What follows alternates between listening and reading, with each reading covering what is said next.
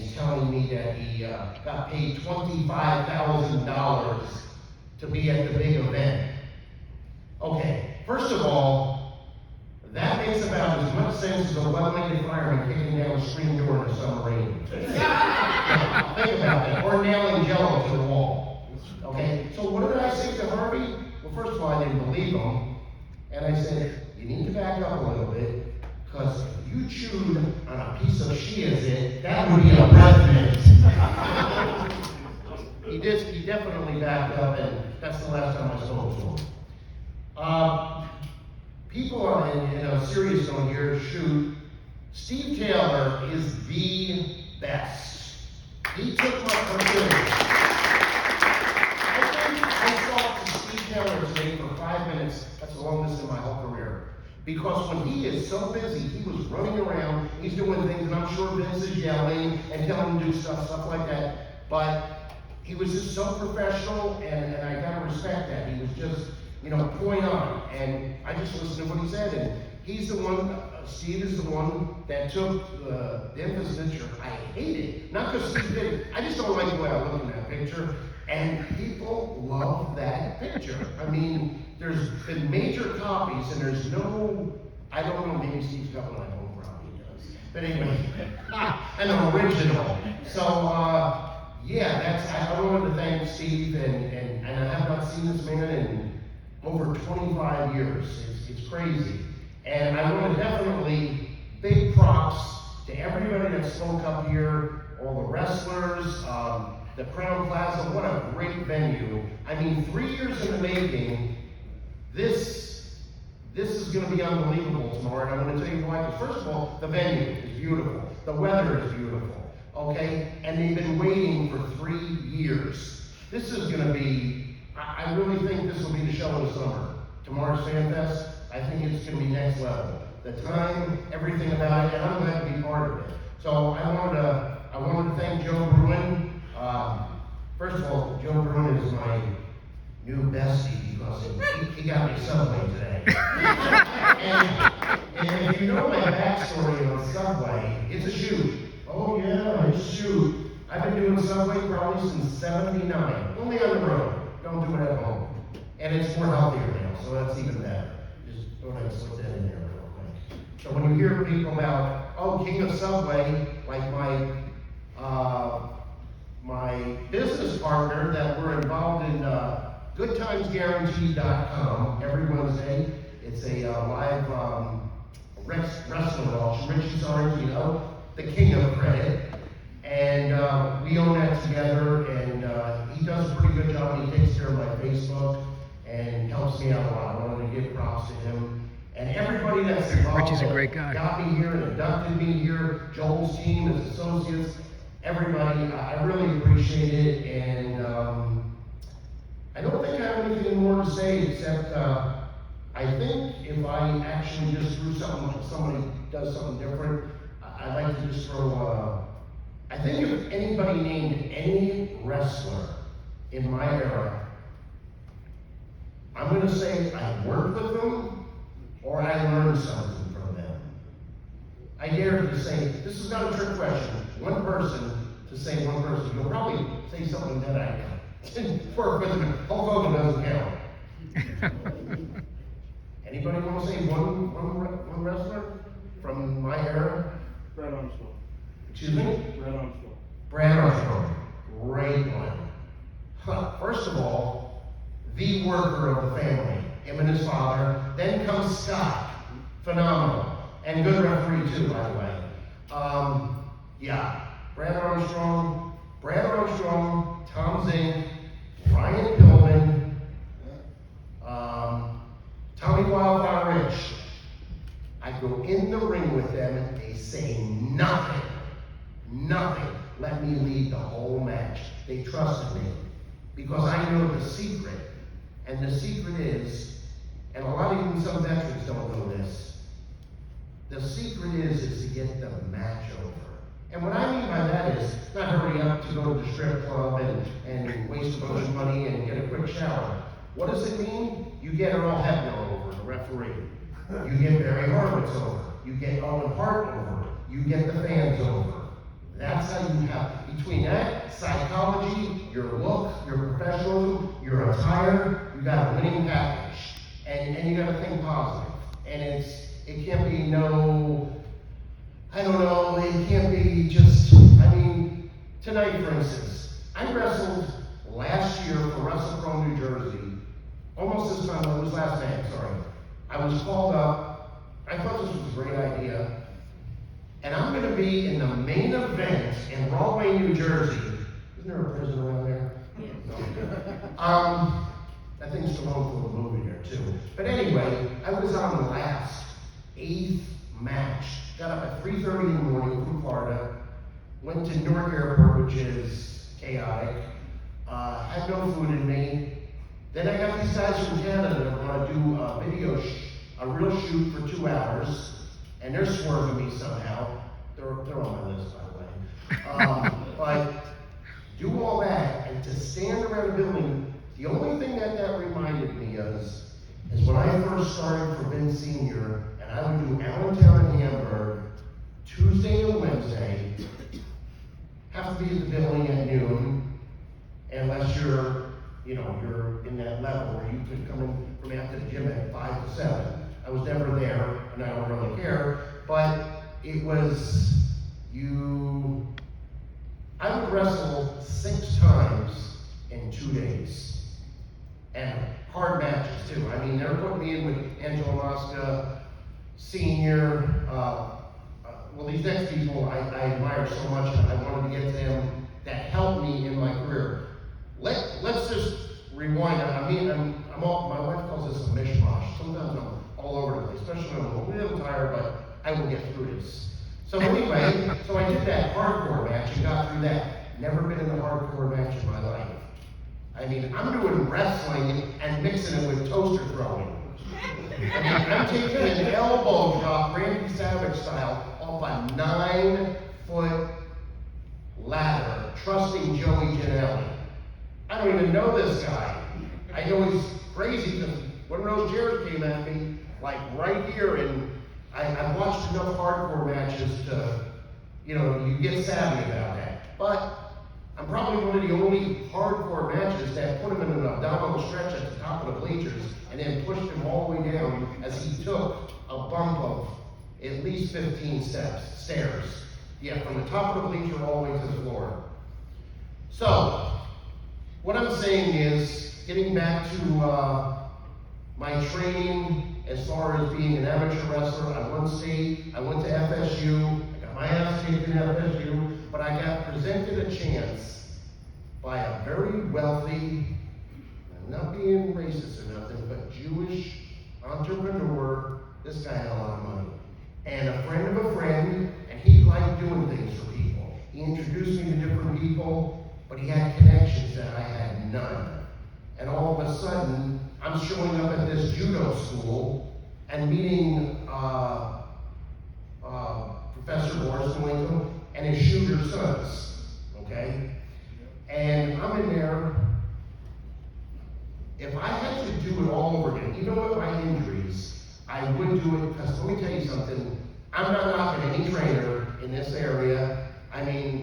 This New England area, 3 big things. The wrestling fans, the wrestling, and the New England Patriots. Yeah. Huge fan. Ooh. You know that because Tom Brady won us one Tampa in 10 months. I'm a Dolphins fan. Do your job, says Bill. But anyway, so I was trained by Malenko, and I was there 3 times a week, 3 hours a night in a mattress factory. I'm sorry, the judo school, I took bumps on 1-inch mats from Jody Malenko, power slams, back drops, brutal. I'm 20 years old. I can take it. I got a part-time job. I'm training. This is what I want. I've been watching it since Florida Championship Wrestling. I don't know, 13.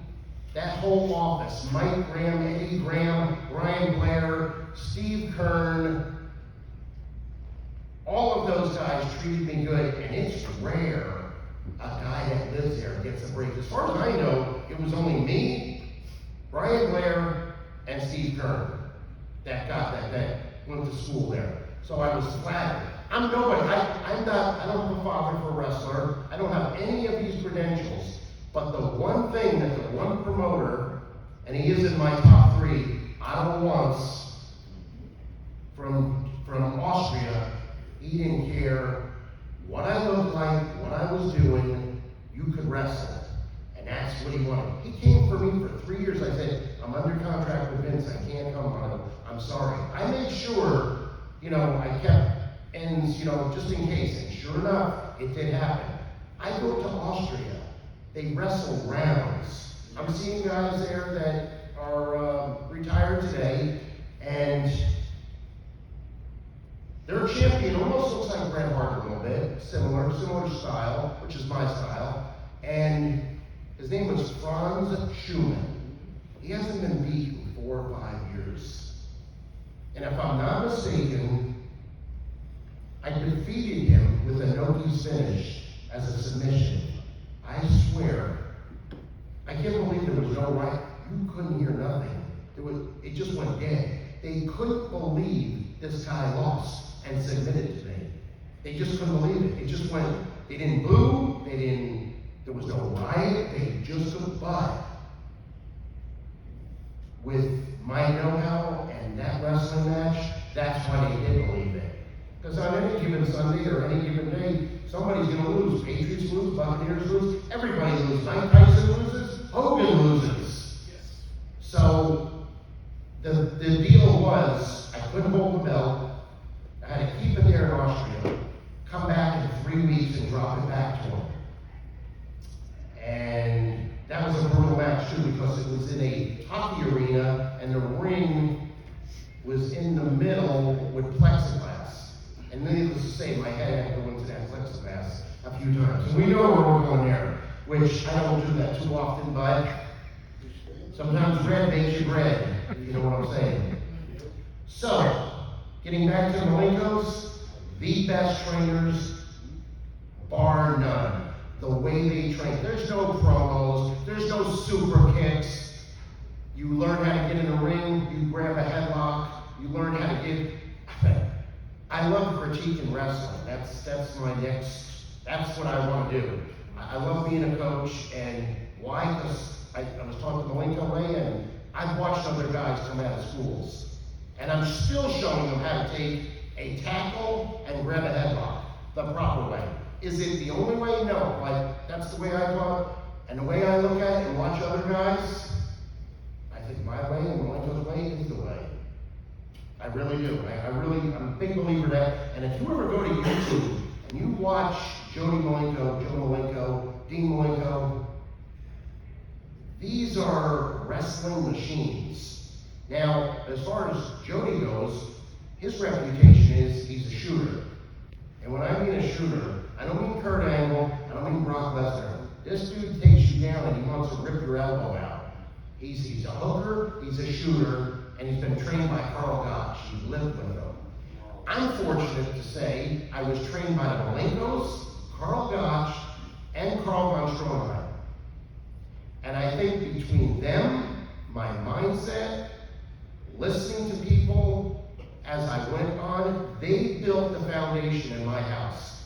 After 18 months, they said, now you can buy boots. Gives me this sheet of paper that says Don Owen's name on it. It's got Stu in Calgary. It's got Gorilla Monsoon's home phone number in New Jersey. And I'm going, oh, yeah, this is it. You're on your own. So I'm thinking, I had some friends and family that were up in that area.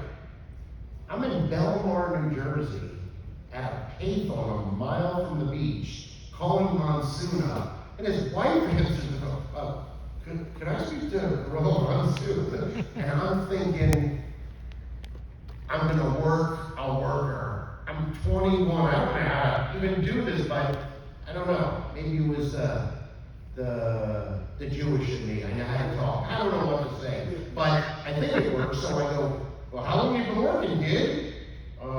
2 years. That's a lie.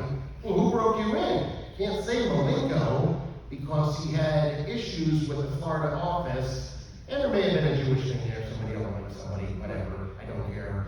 Eddie Graham, Matsuda. to TV. Come to TV, I am so overwhelmed when I go by that curtain. Bob Orton Jr., Slaughter, Bob Backlund's a champion, Adrian Adonis with the leather jacket, Ventura, Rick Martel, Tony Gurria. I mean, Saito, Fuji, and Blackjack Mulligan and stuff, and I'm just like, I'm nervous as hell, but what do? You have got to go to each one of them and shake their hands. You got to. It's just a rule of thumb, which, by the way, some of that has disappeared. I know wrestling's changed, but certain things, Tom Brady throws a ball, Dan Marino throws a ball, you know where I'm going with this, they throw a spiral. It's not gonna be 30 years later, it's a different way of throwing the spiral. Okay, so I would just, some people, it's called, in my eyes, as I grow as a veteran, it's just disrespectful, and I don't put it over. I don't care. Whatever. So now I get this done, and I'm there for about a year. And I go up to Vince Sr. and hammer. He's got a makeshift office. I'm nervous. And I just said to him, I said, I'm just putting people over on TV. I've got no problem with that. But I'm bumping and this and that. I want to show you I can wrestle. I can do this. I need to go somewhere. I need to go to the next level. So he's going to send me, Vince McMahon's going to send me to Portland, Oregon for Don Owens. Well, he has Jimmy Snuka do it for him. But Jimmy can't get me in, it's full. And by the way, as far as liking people, Jimmy Snuka and the whole Samoan family that are related to him, they're all related, unbelievable people. Why? They're true athletes. Absolutely. These are the same people like Andre. They don't like, and sorry guys, they don't like Ultimate Warriors. They don't like Lex Luger's. They want to see wrestlers. Okay? And it was, I don't know, it was just a humbling experience. And then when I did all this, we couldn't get in, so he makes a phone call to Jim Crockett and gets me there. I drive there, I do TV, right away. Hey, your name is Harry Hart. We got a heel manager named Harry Hart. Well, back then it mattered, now it don't. Michael Hayes, Dory Funk Jr., Booker, and assistant Booker. Michael goes, they don't call you Bret Hart. I don't know there's a Bret Hart. And they go, whoa, that is a cool name. That's me now. I'm not Jack Hart anymore. I'm Bret Hart or Barry Hart. So, of course, that was pretty cool until it was weird. I went to the Maple Leaf Gardens and people, well, how's your dad? I guess I may have resembled him back then. I don't know. And their sweet daddy Sika comes up to me and I go, I gotta work this right. I can work a little bit now, verbally. I said, you doing good? And I guess they all thought I was Bret Hart. Until finally, when I do get to WWF and Bret's there, he wouldn't talk to me for a year. 1 year, and then I think when he realized what was going on, I think it was part of a rib too, but he realized my credentials, my resume. I was staying at his house when we did the Calgary Saddledome, I think it's called that. So I guess that was a big thing. And Brown liked me, which I was happy. You don't want heat with him. And of course I met all hearts, and it got squashed, but it took a while. But to this day, you know, guys change from the business. They're not under contract. They're not being scrutinized, and maybe they change upstairs. Some do, some don't. Some get worse. Some are in prison. Some are dead. I don't know. But to this day, every time I see Brett, it's very, it's real sincere. And then I hear this stuff about him on podcasts about the Hall of Fame and stuff. And You know, when it comes to the WWE Hall of Fame, first of all, when I think of Hall of Fame, I think of pro wrestlers. When I think of the NFL, that's what I see. I don't see Kid Rock, I don't see the guy with the fake hair commercial, or I don't see Sonny. I don't see these people in there. And so, I think it was, don't quote me on this, but I think it was told by Scott Steiner once. He says, the guy's interviewing him in a car, and he says, hey Scott, where do you think this Hall of Fame really is? Because you know the Shoot Hall of Fame was in New York, went to Texas, back in New York. And now, of course, you've got the New England Pro Wrestling Hall of Fame, which is awesome. You've got the one in Iowa, Waterloo, which is major league, big time, I think, for amateur and pro. So where do you think the Hall of Fame is? And Scott goes, in Vince's head. That's a shoot.